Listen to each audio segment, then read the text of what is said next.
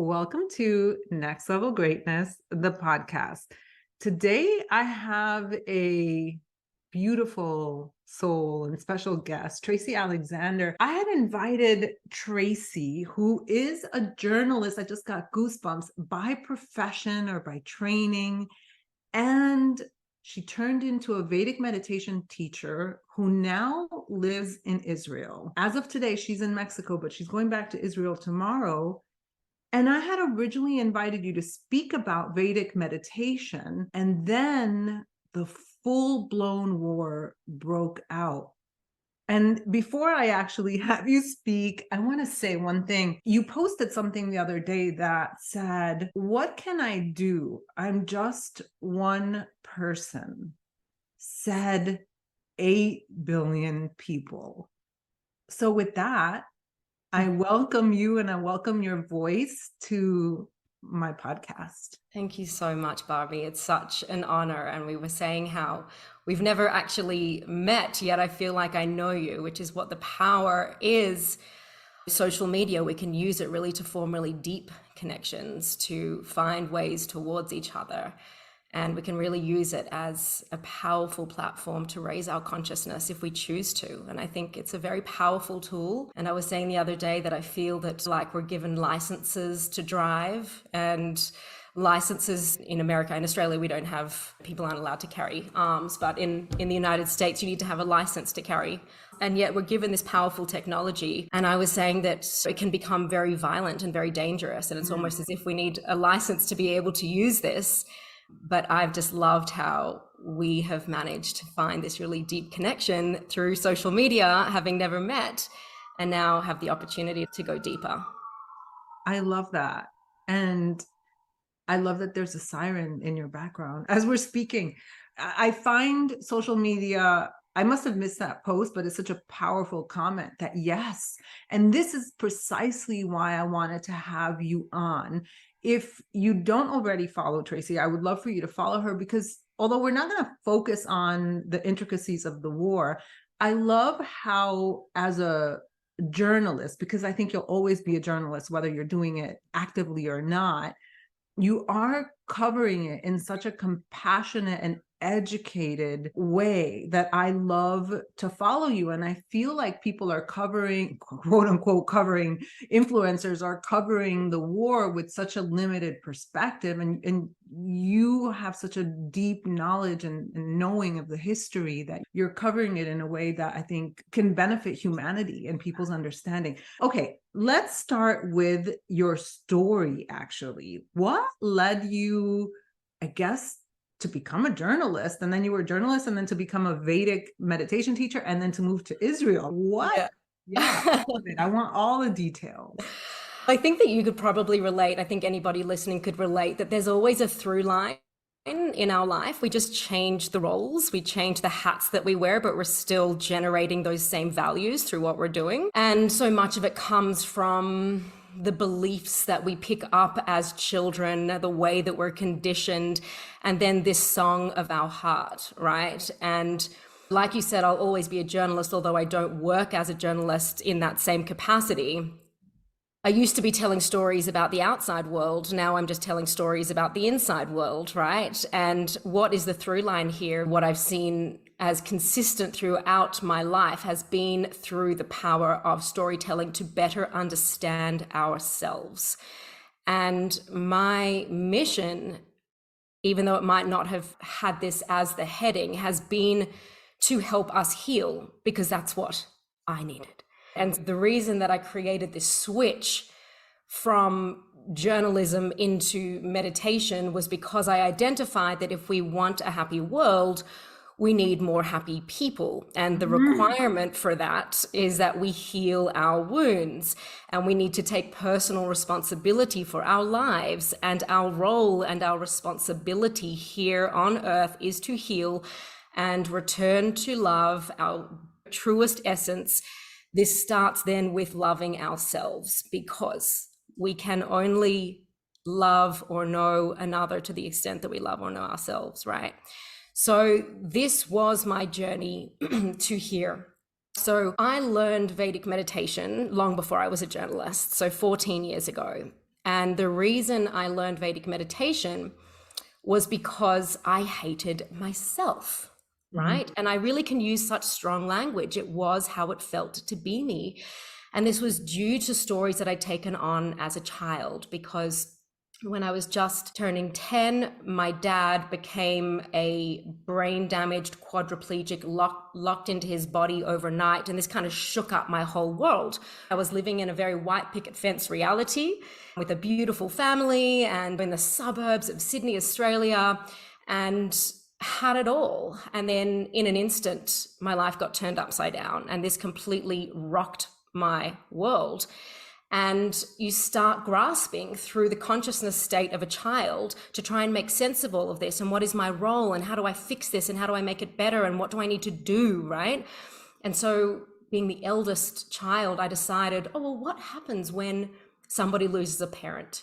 I'd never seen this before in my context. So I decided what that meant was I needed to be the dad. I needed to be the dad for my siblings. I needed to be that strong masculine figure for my mother. And I needed to fix this, right? I needed to change this. The power was in my hands. And I started to make deals with God. I was a swimmer at the time. And so I would swim all of my races for my dad because he used to take me to swimming lessons. And if I came fourth in the race, I would decide I failed him. I'm a failure. And it's my fault that he's not getting better. And when he couldn't get better and when God wouldn't help me, I decided there's no God and I'm bad. And these were the kind of stories that I started to tell myself. And so these created these very kind of dangerous neural pathways that I was practicing over and over. And this became the lens through which I saw myself and I saw the world. And the world was unsafe because there wasn't anyone looking after us. All of these kinds of things, right? Which makes complete sense, right? That's how a child may come to see this stuff.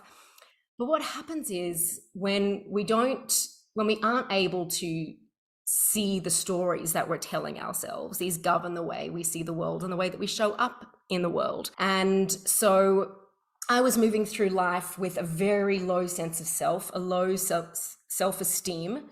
And also, we didn't know much back then about the nervous system. We know so much about it now, thankfully.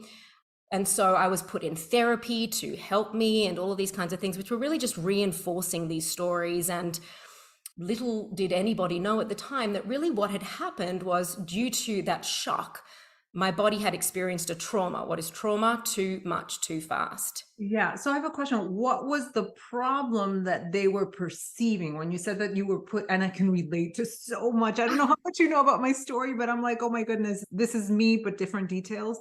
What was the reason that they got you into therapy? What did they perceive as the issue? If we want to go quite deep, a little bit of a trigger warning, a mental health trigger warning, because I will talk about self-harm. I was hurting myself because this was my way of redirecting the pain. And it was part of this way of almost trying to feel again, to feel alive. And it was a pain I could control. It was also a form of self-punishment, an inability to be with these big emotions. I didn't know how to process the emotions because I was the dad, right? Dads are tough and strong. So I pushed everything down. And so I didn't actually learn how to emotionally process. And so the emotions became too big for me. And then what I would do is, based on the fact that I couldn't regulate, I would end up like cutting myself, and there was a few suicide attempts. So that's why I was put in therapy. And the story, it's quite intense. So I won't go into that. But this is so helpful already because from the outside, you are happy. You are a joyful human being.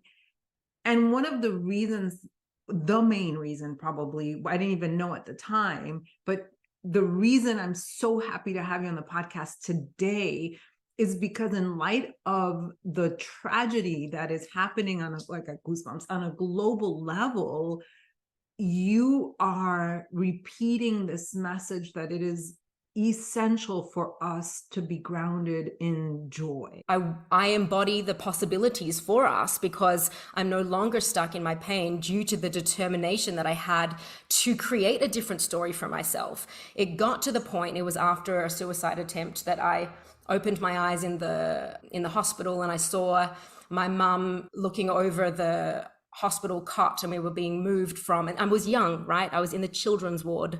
Okay. So I was being taken from intensive care to the children's ward. And I just looked at her face and I just thought, what are you doing? You have been trying to protect your mother, and look what's happened to you. You're doing the complete opposite. Get it together. And this was that light that I'm so grateful came on. And that's when I was like, enough. And it was almost like quitting a drug, right? Because what we do, what we practice, we get good at. So I was really good at going down the path of darkness. I was really good at shaming myself. I was really good at hating myself. I was really good at punishing myself, right? But you have to break that circuit, right? I did that really through willpower at the beginning, through a mission bigger than me, right? Because I didn't very much care about me. It mattered to me more about my family. So that was the driving force to get better for them, if not for you, for them. But at the time I was trying all of these things, Barbie. I know you understand. Like, I was doing the therapy, and I was going to the Buddhist monasteries and chanting sweet songs, and I was mala beading and mindfulness and focusing on the breath and doing all these things. And yes, they gave me some momentary relief, but they weren't really changing anything in a meaningful way, in a sustainable way. They weren't actually shifting the machinery, the architecture, the hardware that was operating the software. And I was actually in LA at the time. And again, talking about my path, I'd studied cognitive psychology at university, but really I felt I was more of an artist, and I was now studying acting in this kind of way of, I thought an actor really knows themselves. In order to be an actor, you have to really know yourself. You have to understand yourself. And it was this kind of misguided pathway to trying to understand myself. And so I was in LA doing acting classes, and a friend said to me, will I come with her to an intro talk about Vedic meditation? And I was just like, I'll try all the things. Sure, I'm doing the Landmark Forum and some other schmorum, and sure, I'll come. What about this Vedic meditation? Let's do it.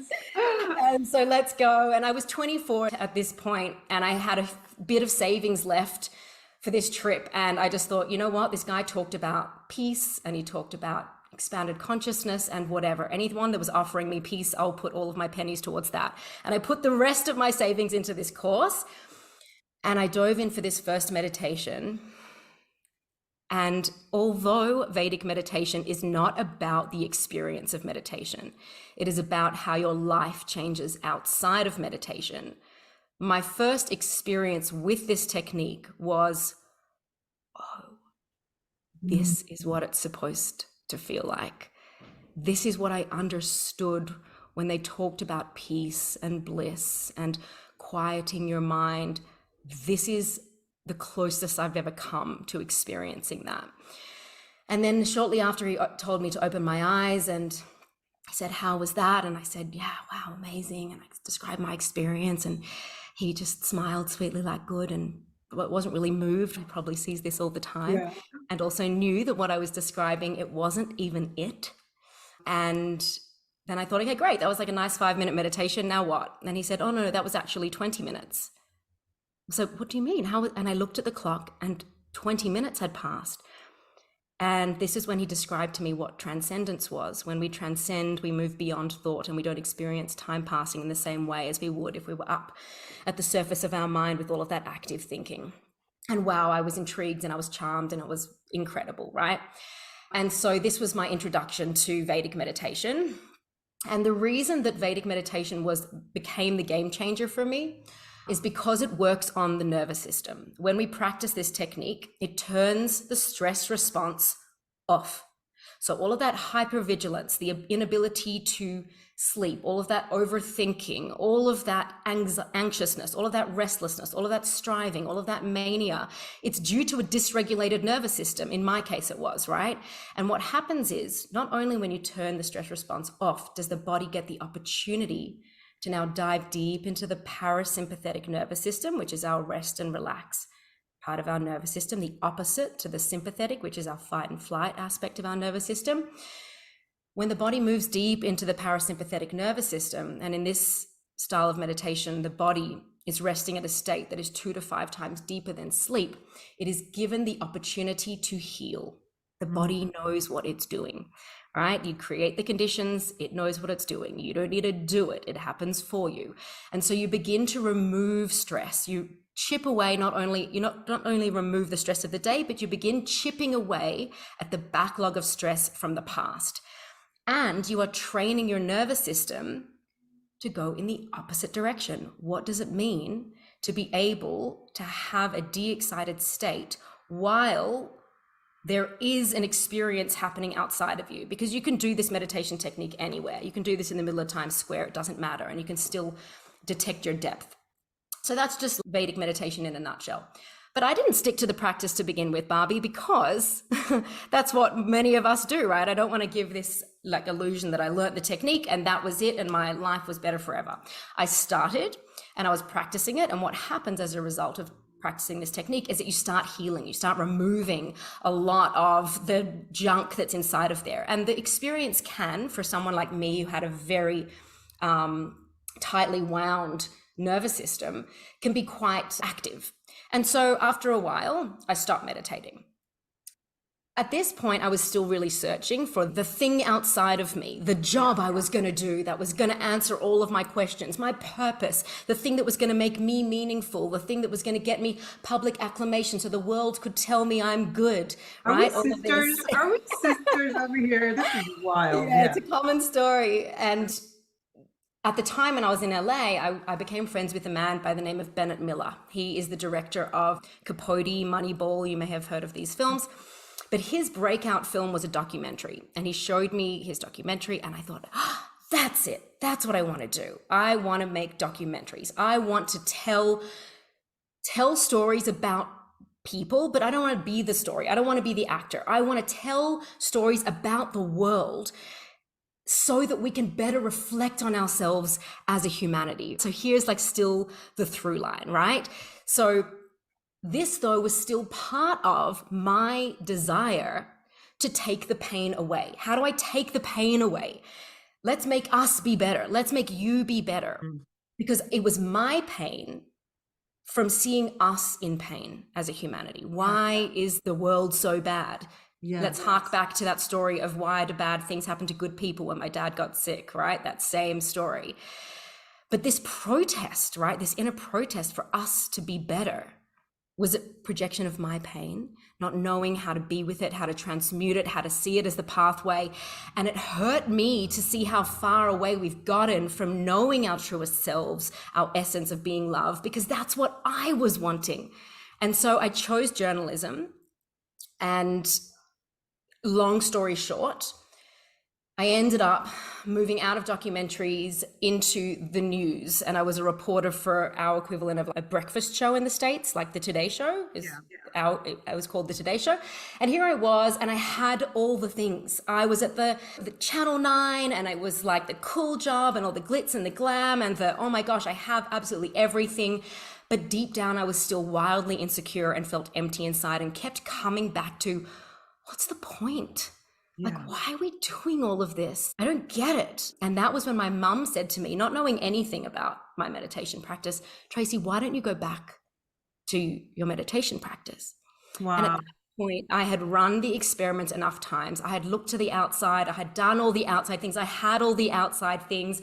I was living with the I'll be happy when syndrome. Once I get that, and once I get there, and planning my life, and once I get that, let's try another experiment. And that's when I deeply committed to my practice, twice a day, every day. And that's when my life started to change. The first benefits I started to notice was actually professionally. I started getting so much better at my job because of the capacity that it gives your brain to be able to handle multiple streams of information at once and meet demand whilst remaining calm, et cetera, et cetera. And that's when this realignment started to happen of there's more than this. This doesn't feel helpful. These stories, if somebody doesn't know about this car crash in Adelaide, what difference does that make to the world? I want to tell important stories. And at the time I went on a holiday with my friend to Berlin and Poland. We went for his 30th to Berlin. We partied in Berlin, and then he and I went and traveled through different concentration camps in Poland. He's not Jewish, but he's gay, and he had his own connection to the story of the Holocaust. And we went together and we learnt of all of the stories up close. And I was so deeply moved. How do we get here as a humanity? How is this possible? Right? And I felt these stories matter. These are stories we need to know.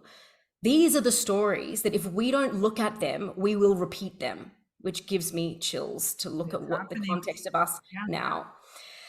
And that's when I decided, okay, I'm moving away. I'm going to London. I'm going to work for Africa Today or something like this, right? And my best friend who lived in Israel said to me, no, don't go to London, come to Israel. And I was like, yeah, what am I going to do like in Israel? But thanks. The next minute I'm in a hairdresser and I get this phone call from this weird number. Listen, Tracy, when can you get here? I'm like, who is this? What is this? And my friend had sent my show reel to this network in Israel and they asked me to come. Wow. Yeah. And again, it was like, we are not in Kansas anymore. When I did the screen test, they said to me, okay, Tracy, we're just cutting to some breaking news. There's been a light plane crash into the Giza pyramids near Cairo. Charlie Cohen is on the ground. What can you tell us? And I'm like, a light plane crash? And I'm coming from Australia and I'm thinking, like a drunk pilot? I don't know. Did he run out of fuel? And then like it hits me, oh, this is a terrorist attack. And I'm like, wow, this landscape is just so far from what even enters into my consciousness as what are the possible scenarios we're reporting on here. So I moved to Israel and was now covering the Middle East conflict. And it was an international news channel broadcast in English, French, and Arabic. And I learned very quickly why journalists far more intelligent than I that had come before me had really struggled to present the very complex reality of this region to the broader public, because it is a very specific context. And like we've talked about, the history is so deep. I mean, it takes you back, depending on what line of story you want to go down, to the Bible, to biblical. I was going to say biblical times. But even if we want to just look at modern history, the karma that exists in this region, the cause and effect, it's so twisted. And this was part of my mission. I felt if we can understand what's going on here, if we could cultivate peace in the Middle East, we have a chance of experiencing peace around the world. It felt like this was the thorn in the world's side. And what we're seeing now is very much that, because look at the reaction, the global reaction to this war. Why this war? When there are so many conflicts, so many wars, why is there such outrage when it comes to this part of the world? And it is highlighting something to us. It is highlighting what we need to see. And I knew that on a level, right? But then through working in the news and then becoming more and more brokenhearted, having done this inner work now, because on the side, I was really doing a lot of personal healing, diving deeper into Vedic wisdom, doing a lot of personal transmutation of my wounds. And I knew what was possible. I know what happens to me when I show up as a version of me that is stressed and in pain and full of shame, right? I know what happens when I'm carrying my past like this heavy backpack of rocks, right? And I know what happens when I put it down and can come from this place of the truth of who I am today, holding compassion for all of those aspects, coming from my highest, choosing to focus on what is possible. And what we're doing in the news is we're magnifying pain. And I knew that this wasn't the full story. This isn't the full story of our life. This is just a microcosm that we're showing through the lens of drama. And what happens when we get stressed? One of the stress hormones, adrenaline, shoots up in our bodies. What is the cause, the effect of adrenaline on our body? It creates tunnel vision, right? It shuts off our perspective. So our pupils dilate to allow more light in so that we can see the threat. And our peripheral vision is cut off so that we can be hyper-focused on the threat. So that is why when somebody is stressed, that's why they're going on and on about the problem. And we tell them, calm down and get some perspective. Why do we tell them to calm down and get some perspective? Because intuitively we know when we're stressed, we cannot. We can't see. We can't come into our higher order thinking and our creativity and our problem solving skills, right? So I knew what was possible because I'd done it for myself. And what we see in the news is just a manifestation of how we're showing up as individuals. The collective is just a collection of individuals. So rather than pointing at the pain and pointing at the problem and saying the world, this is what I had brought me into journalism in the first place, the world needs to be fixed so I can feel better, I was like, no, I need to feel better. I need to be an embodiment of that.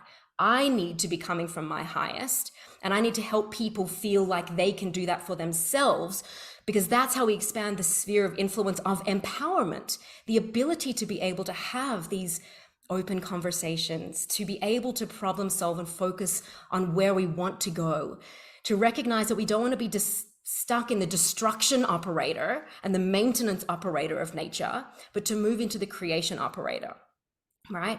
And so as I changed, the news no longer fit. It was no longer in alignment. And I started to not be able to reconcile what I was doing with how I felt inside. And journalism is not a job you do for the paycheck. It's not a job you do for the glory. You do it because you think it matters. Yeah. And when you no longer feel like it's helping, then why would you do it? So after a long rounding retreat, which is a deep healing technique we use in Vedic meditation that I did in Bali, I came back into a newsroom and I felt like an alien in there. And I was like, there ain't no amount of money that you could pay me to stay here one more day. And that's when I left and said, not this.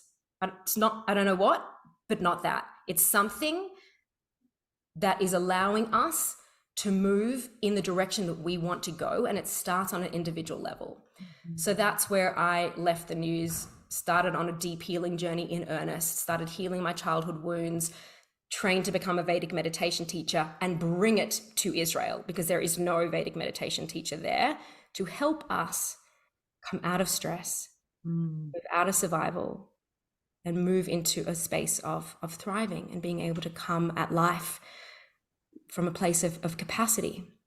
Yeah, so yeah, that's a really long story, but that's how I find myself now going back to Israel tomorrow to bring this technique to these Israelis that are now, they need it more than ever. We all need it more than ever. Than ever. Yeah. It's different this time. I was talking to my mother-in-law today, who is in her 70s, and she doesn't have a shelter to go to when the alarms sound. And she was saying what it feels like. We're used to this. She's been going through this, and her mother was a Holocaust survivor. Mm-hmm. And so she's used to this, but it's different, she says, too, because now it's like she's resting, but she knows that the alarm is coming again. It's a matter of minutes. It's just a matter of hours. And so can you, I mean, of course you can imagine, I can imagine what that does to the body, that you are in fact waiting for the shoe to drop. And then to see how the world, it feels like this, that we're just standing by watching the horrors. I can only imagine the stress on the body for that. So I have two questions for you. So I am curious to know what your plan, and I know that plans change and they're going to grow and evolve and all of that is, but what your plan for now is when you go back so that you can help more Israelis. But then also the second question is, for someone like the listener, for someone like myself, I feel utterly helpless. Mm-hmm. When I was in high school learning about the Holocaust, and in my 20s, I guess in college, I remember thinking, like, how did people stand by and allow this to happen? And now here I am, 2023, almost 2024, and I feel like I'm one of those people. And yet our family is implicated. My husband's lineage, the extermination of a race is at stake. And I feel like I'm running my business and just living my life. And I feel helpless and I don't know what or how to do it. So I'm curious about your thoughts on that. Well, yeah. So the answer to the first part is the same as the answer to the second part. The first, I think I'd like to say, first of all, is that you are doing what you need to do. First of all, you're having this kind of a conversation. You're having real conversations. Just because you're not maybe posting things on social media doesn't mean you're not having these conversations, right?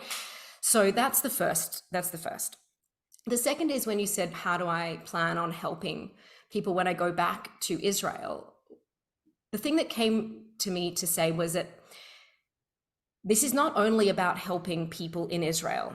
Everybody is in a state of fight, flee, freeze, and fawn.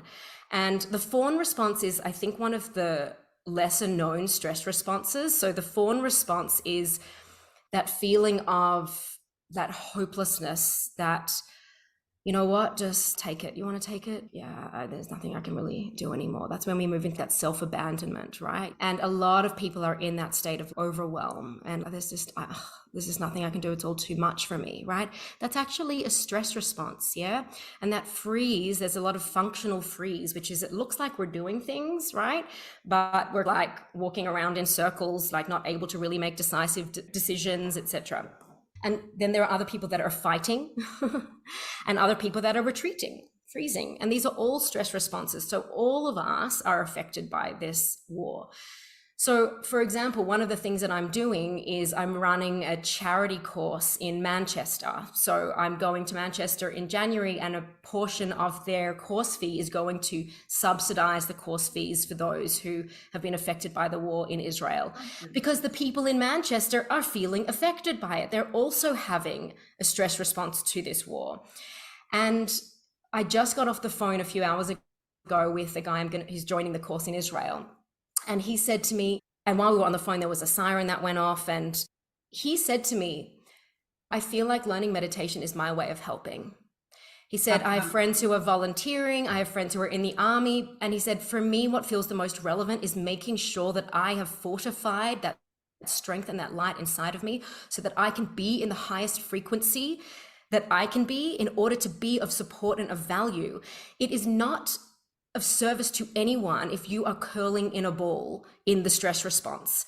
There's nothing wrong with running your business and showing up and serving people and helping people feel strong and empowered, because that's what you're doing in your work, Barbie. Like, you're helping people.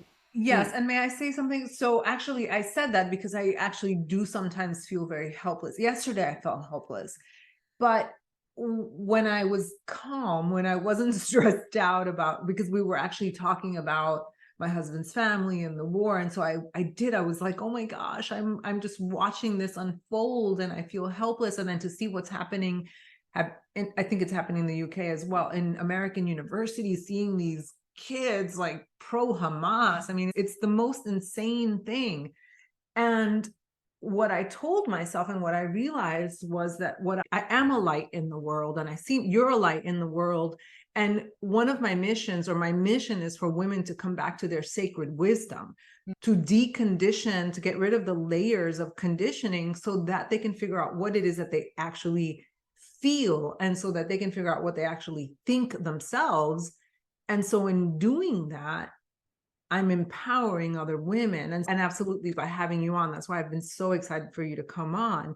So you're right, but it just feels like there's some, it's just not enough, but I guess. Yeah, I totally understand that, because it is enormous. It is really enormous what we're seeing, and it's heartbreaking everywhere we look. War is horrible, right? It really is horrible. And the images that we're seeing are horrible, right? And with social media, we have this front row seat to the horror that in World War II, people didn't see in real time, right? And we're being influenced by these images, and it's rousing this anger in us, right? And then that anger is causing us to behave from very low grade states. And that's part of what is so dangerous about this particular war, is that it's one of those things haters gonna hate. And what we're seeing is that there is this latent desire to let our anger out on someone else, to blame someone else for our anger and our shame and these parts of ourselves that we haven't healed and reconciled inside of ourselves. And what we tend to see repeating is that the Jews become that outlet, right? And it's an odd phenomenon. Every Jew I speak to says, I don't get it. Do you know why? And no one gets it. It's so weird. And why the Jews? Yeah. And we try and look at this current framework where this whole white colonialist shame that we're trying to say sorry for because we feel personally shameful for our whiteness and our privilege, etc. And then that gets plastered onto Israel because it's seen incorrectly as this white colonizer, which if you looked at its history, it isn't a colonizer, and they're not white, right? Every single color. And they've been completely pushed out of everywhere in the Middle East into this tiny little state that's the size of New Jersey and are indigenous to the land, etc., etc. Regardless, people want to hate.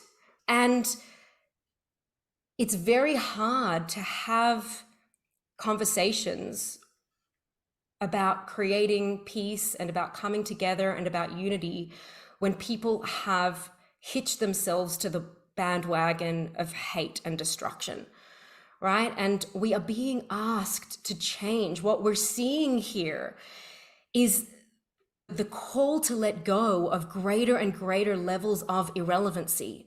Things are being highlighted for deletion, the aspects of us that are no longer relevant.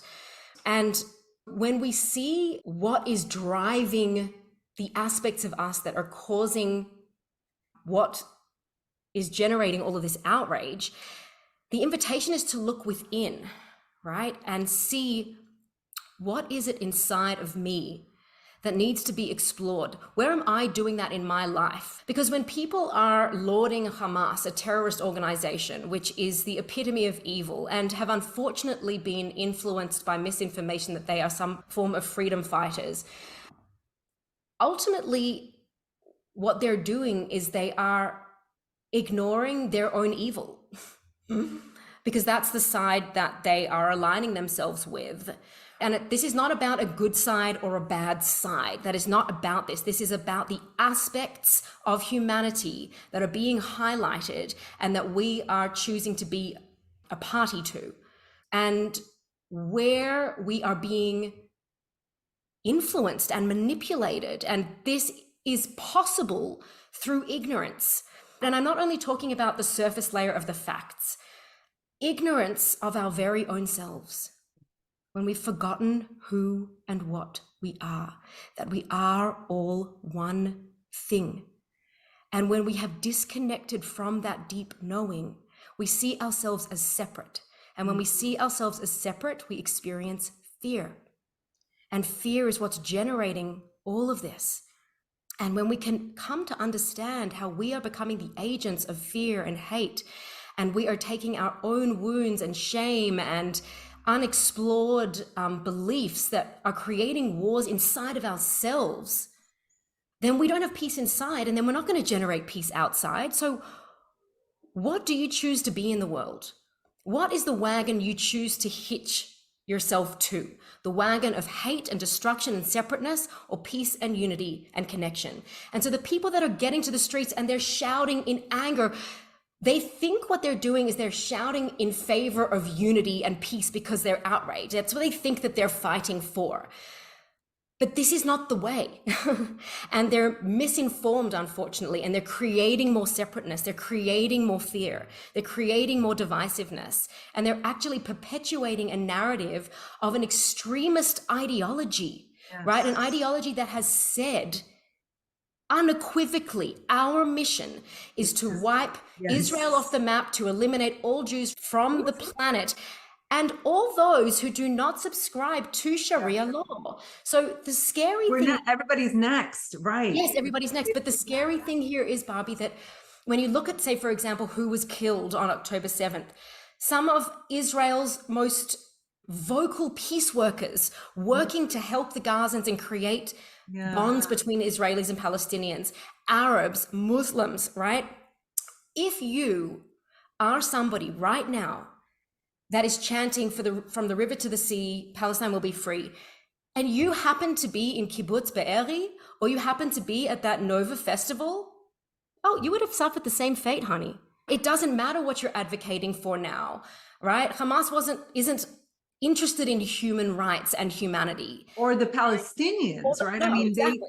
Exactly. But I think a lot of people don't know this, that their whole infrastructure is underneath the ground. And so That's the thing. It's a very wicked way that Hamas is fighting. It hides itself among the civilian population, using its population as human shields, knowing full well that when they commit such atrocities as October 7th, and let's remember there was a ceasefire before October 7th, all of which, there were 4 ceasefires, all of which Hamas broke and launched rockets indiscriminately at Israeli civilians. But let's not even get into this tit for tat. The tactics that they use is they prevent the Gazans from leaving their homes when Israel warns them that they will be striking that area and to move towards safety. Hamas prevents them from leaving because to them it serves their cause to have these civilian casualties, because look at what happens to the world. It is horrendous what is happening to these Palestinians. Horrendous. And this is what happens in war, right?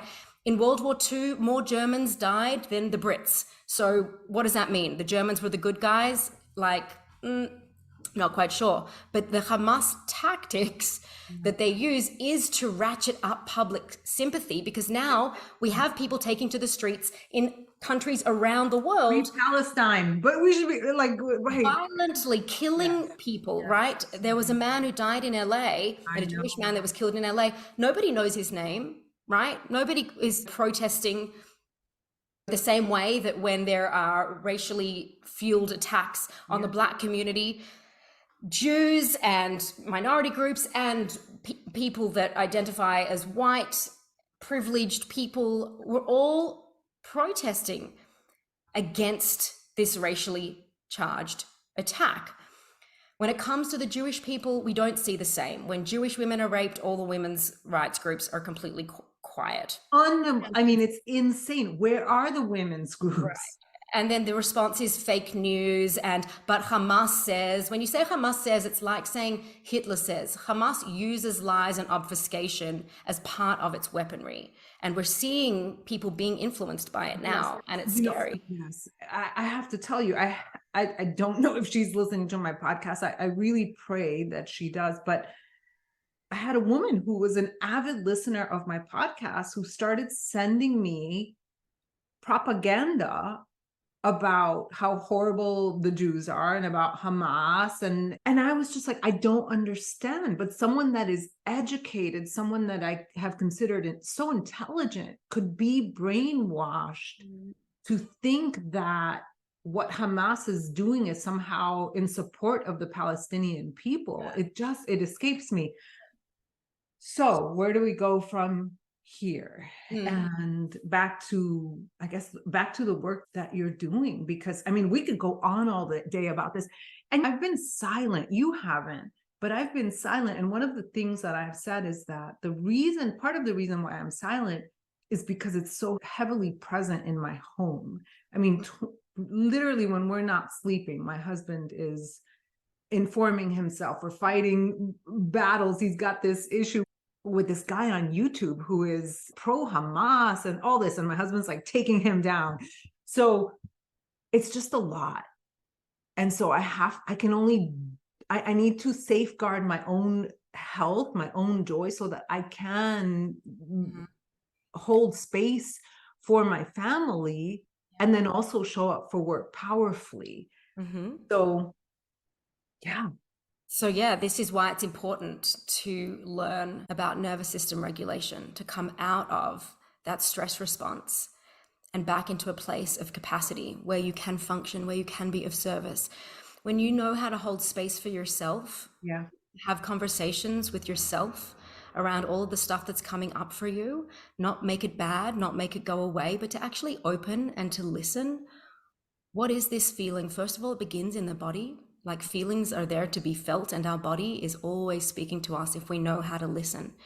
And we can first of all feel the feeling in the body. So you may feel it as a churning in the stomach, or a heaviness in the heart, or sweatiness in the skin, redness in the face, a block in the throat, a tension in the temples, whatever it is. And then you can just identify that physical feeling. Okay, I'm feeling this feeling.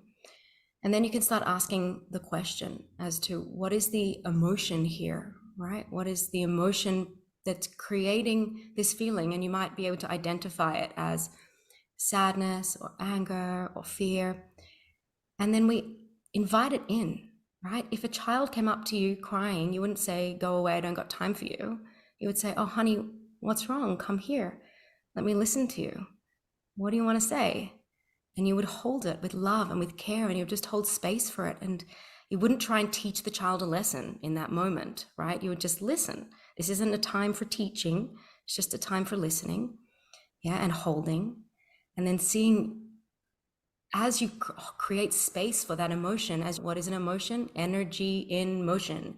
And when we allow that energy to continue to move through and be felt, feelings are there to be felt, feel it, knowing that all it is a feeling. Yeah, it's that physical feeling in your body, and then maybe a story along with it, and just listen to it, watching a movie with interest, with curiosity. You'll notice that when we do that by itself, the emotion loses intensity. It starts to transmute, and it starts to change. It starts to become something else. And that's when the mind starts to open, the body starts to soften, and we start to move through courage of, I wonder what else might be in here, and what else is there as well as this? Yes, there might be some achiness and some sadness, but can I also detect some hope? Yeah. Is there also possibility? Could there be something else as well as this? And can I tune into that as well? And can I then shift my focus there and enliven that? And then what does this choose to tell me? Yeah. And then when we're able to do that for ourselves, and that becomes more and more automatic, and we can do that on the fly, we get better at being able to do that for other people. And the reason that oftentimes we tell children don't cry is because their tears make us feel uncomfortable, because we haven't learned how to be with our feelings. So please don't do that, because it's making me feel helpless. It's making it feel hard for me, and I can't deal with the hardness. So please, can you stop doing that? And most of us have gone through that, right? Like most of us were told, don't cry. My mom would say, don't cry, you look ugly. Oh my gosh. You look ugly. I'm like, I'm looking ugly now. Oh my gosh, no, it's so beautiful. Like when I teach group classes, there's always someone that cries and then apologizes. And I'm like, why?